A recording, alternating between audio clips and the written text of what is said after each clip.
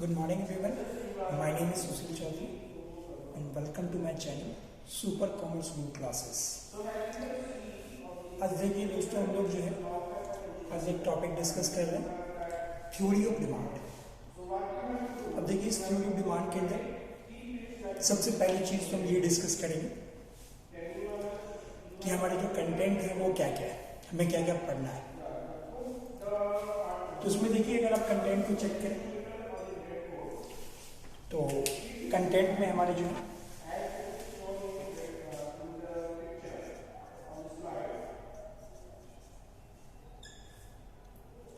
ये सारी चीजें हमारी, सबसे पहला पार्ट जो हमारा है मीनिंग ऑफ डिमांड, कि डिमांड का क्या मतलब है। सेकेंड कंटेंट की बात करें, element of demand,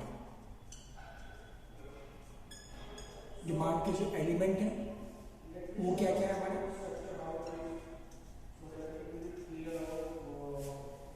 and third जो हमारा वो है टाइप्स ऑफ डिमांड,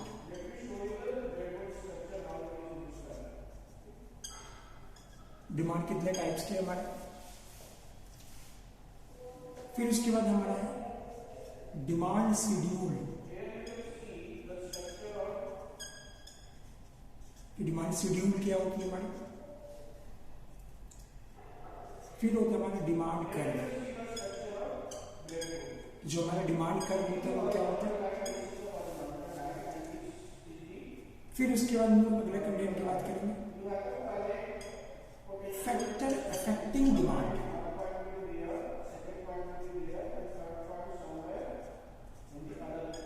कौन कौन से फैक्टर हैं जो डिमांड को अफेक्ट करते हैं, ये जिसको दूसरे वर्ड में कह सकते हैं डिटरमिनेंट ऑफ डिमांड।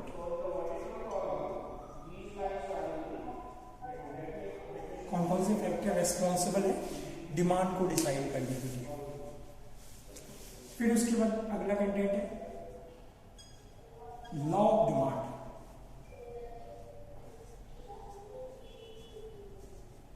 डिमांड के रिगार्डिंग क्या लॉ है हमारे। और लास्ट टॉपिक है हमारा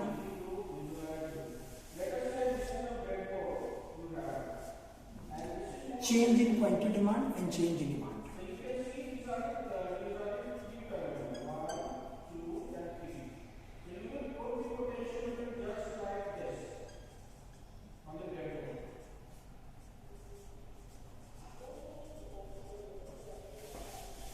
So this is the factor and these are the element।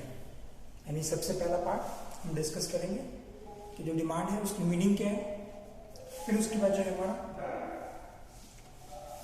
Demand के टाइप्स क्या है हमारे। फिर डिमांड शेड्यूल क्या है, फिर डिमांड कर्व क्या है हमारी।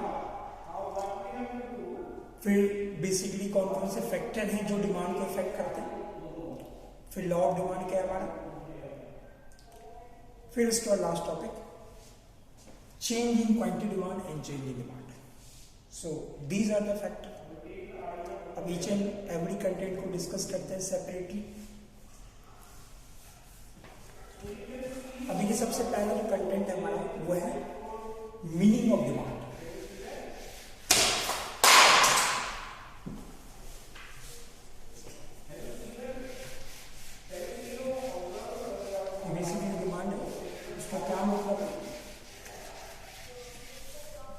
तो देखिए अगर हम डिमांड की बात करें तो बेसिकली जो डिमांड है हमारा, एक सिंपल वर्ड में अगर डिमांड की हम बात करें, एक लेमैन के पॉइंट से डिमांड की अगर हम बात करते हैं तो एक लेमैन पॉइंट ऑफ व्यू से जो डिमांड होता है उसका मतलब होता है डिजायर, एक पर्सन्स की जो डिजायर होती है वो डिमांड होता है।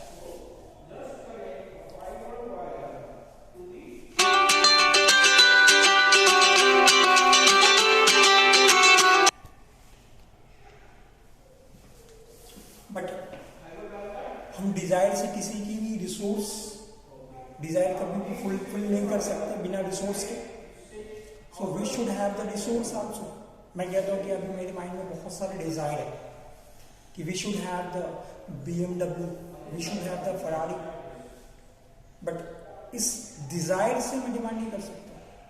For achieving such desire we should have the resource also. Resource भी हमारे पास होनी चाहिए. इट मीन्स कि we should have the money also.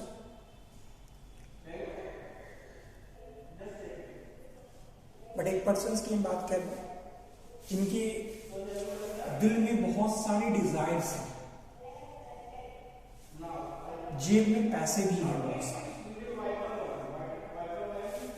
But ये पर्सन्स अपनी डिमांड को पूरी नहीं कर सकते, अपनी डिजायर को पूरी नहीं कर सकते. रीजंस, इनके पास कैपेसिटी नहीं है पैसे को खर्च करने की. इसे डर लगता है how to spend money because we earn money by hard labor. So in that situation ये person अपनी desire को resource के थ्रू पूरी नहीं कर सकता. Reasons, इसके पास कैपेसिटी नहीं है पैसे को खर्च करने की. जब तक इनके पास कैपेसिटी नहीं होगी पैसे को खर्च करने की, ये पर्सन डिमांड कर ही नहीं सकता. तो ये तीनों चीजें होनी चाहिए. दिल में डिजायर होनी चाहिए, जेब में नोट होनी चाहिए और कैपेसिटी होनी चाहिए चीजों को खर्च करने की. देन इन दैट सिचुएशन ये पर्सन डिमांड कर सकता है. तो बेसिकली जो डिमांड होता है हमारा, ये कस्टमर के पॉइंट ऑफ व्यू से होता है. कोई भी जो डिमांड होती है पर्सन एज ए कंज्यूमर के रूप में करता है. और जब भी हमें किसी भी डिजायर को पूरी करनी होती है अपने रिसोर्स के थ्रू, और हम कैपेबल होते हैं उस रिसोर्स को यूज करके एक्सपेंड करने के लिए, तो हम कोई ना कोई मार्केट प्लेस पे जाते हैं. एक मार्केट प्लेस होती है, हम जाते हैं एज ए कंज्यूमर के रूप में. मार्केट के अंदर सेलर्स होते हैं और इस सेलर को हम क्या करते हैं, पे करते हैं एक मनी.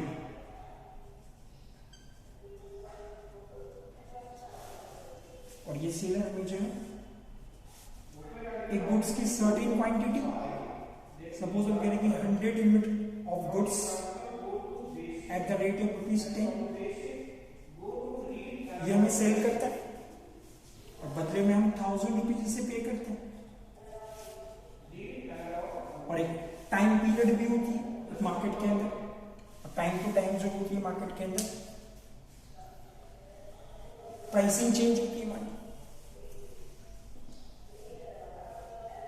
सो डिमांड की अगर हम बात करें तो बेसिकली ये जो क्वांटिटी बाई की जा रही है एक सर्टेन प्राइस पे in a certain market in a certain period of time by the buyer. तो इस क्वांटिटी को सिंपली हम डिमांड कहते हैं. This quantity is known as demand. ये क्वांटिटी बेसिकली हमारी डिमांड कहलाती है. तो सिंपली अगर हम डिमांड को समराइज करें तो we can say demand refers to the certain quantity which is buying by certain buyer at a certain price in a certain market in a certain period of time. So that quantity is known as demand. ये जो quantity है इस quantity को simply हम demand करते हैं. This is the demand.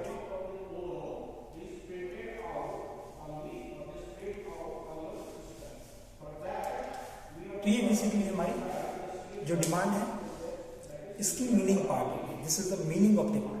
And जो भी क्वांटिटी एक कस्टमर खरीदता है मार्केट में एक सर्टेन प्राइस पे in a certain period of time according to his desire, resource and capability, तो वो क्वांटिटी बेसिकली डिमांड कहलाती है. तो क्लियर है लोगों को डिमांड का क्या मतलब है? This is the meaning of demand. So this is the meaning of demand. तो ये हमारा सबसे पहला कंटेंट था.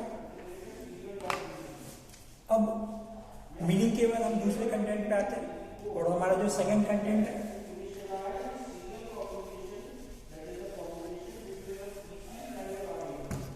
This is the element of demand.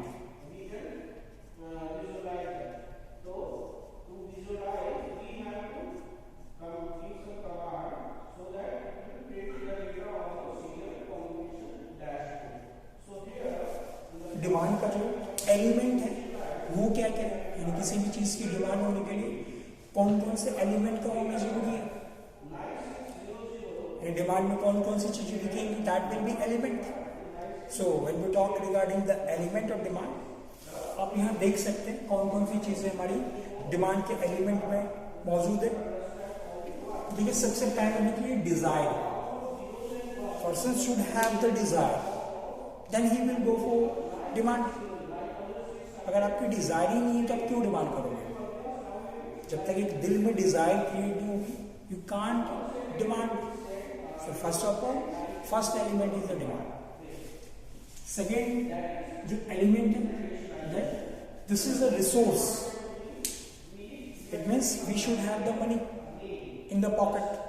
जब तक आपके जेब में पैसा नहीं होगा, we can't purchase anything. So we should have the resource. This is the second element. Third element capacity. It means you should have the capacity to expend that money. जब तक आप के अंदर कैपेसिटी नहीं होगी उस पैसे को खर्च करने की, आप डिमांड कर ही नहीं सकते. देन एक सर्टेन मार्केट भी होगी. फोर्थ एलिमेंट की बात करें, एक मार्केट होगी जहां किसी न किसी गुड्स को आप परचेज करने के लिए जाओगे.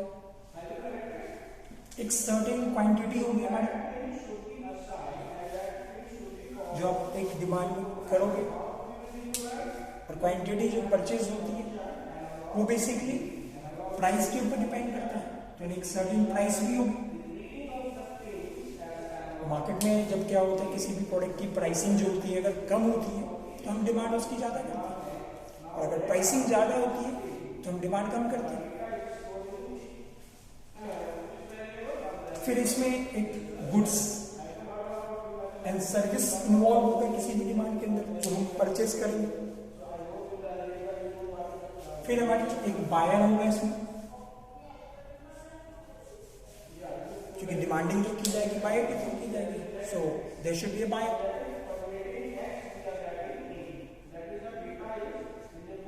और एक सर्टेन पीरियड भी होगा, टाइम पीरियड भी होगी हमारे, जिस टाइम पीरियड के अंदर हम चीजों को परचेज करेंगे. So this should be element of demand. So for an effective demand, this should be element. पहली एलिमेंट हो गई डिजायर, फिर हो गई रिसोर्स, तीसरी हो गई कैपेसिटी, फिर हमारे हो गए सर्टेन मार्केट, फिर certain quantity of goods and service,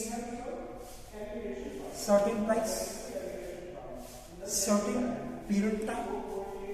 तो किसी भी चीज की डिमांड होने के लिए ये सारे एलिमेंट हैं जो होनी चाहिए. जब तक ये एलिमेंट नहीं होगी, डिमांड कभी हो नहीं सकती. सो this is the element of demand. Clear है कि डिमांड का क्या मतलब है और डिमांड के अंदर कौन कौन से एलिमेंट को होना जरूरी है. तो हमने अभी तक दो टॉपिक डिस्कस कर लिया, मीनिंग ऑफ डिमांड, दूसरा element of demand. So simply demand जो है कंज्यूमर पॉइंट ऑफ व्यू से होती है, और डिमांड के अंदर एक सर्टेन क्वांटिटी हम परचेज करते हैं एक सर्टेन प्राइस पे in certain period of time. So that quantity is known as demand. So this is the element of demand. Clear है सबको? अब इसके बाद थर्ड कंटेंट पे आते हैं.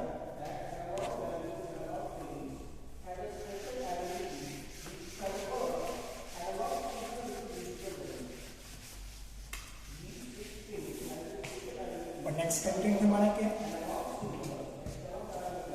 Types of demand.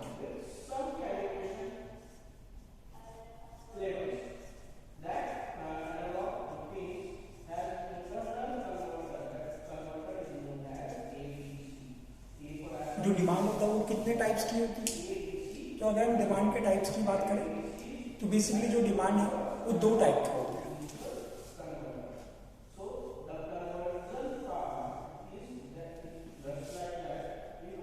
First is individual demand.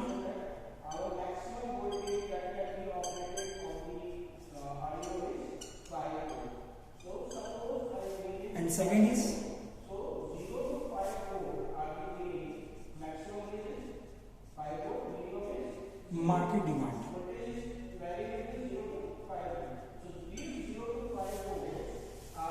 हमारी दो टाइप की होती है, एक इंडिविजुअल पॉइंट ऑफ व्यू से होता है और एक मार्केट पॉइंट ऑफ व्यू से होता है।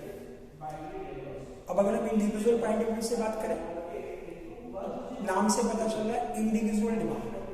So individual demand is the demand of a single customer. कह रहे हैं मार्केट के अंदर हम कह रहे हैं कि एक सिंगल कस्टमर है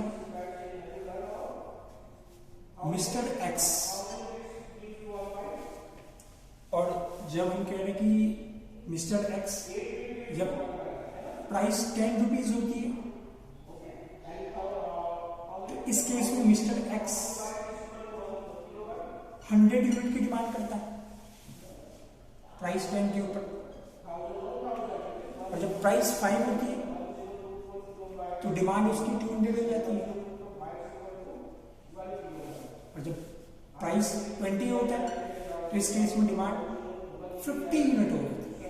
बेसिकली जो प्राइस और डिमांड होता है उसमें एक इनवर्स रिलेशन होती है। प्राइस अगर इंक्रीज होगी तो डिमांड हमारा डिक्रीज होगा, और प्राइस डिक्रीज होगी तो डिमांड इंक्रीज होगा। तो ये जो क्वांटिटी है ये एक सिंगल कस्टमर मिस्टर एक्स है, उनकी डिमांड को इंडिकेट करता है। So this demand is a individual demand. तो ये हमारी जो है एक इंडिविजुअल डिमांड है। This is the individual demand. आप कह सकते हैं individual demand refers to the demand of single customer at a certain price in a certain period of time.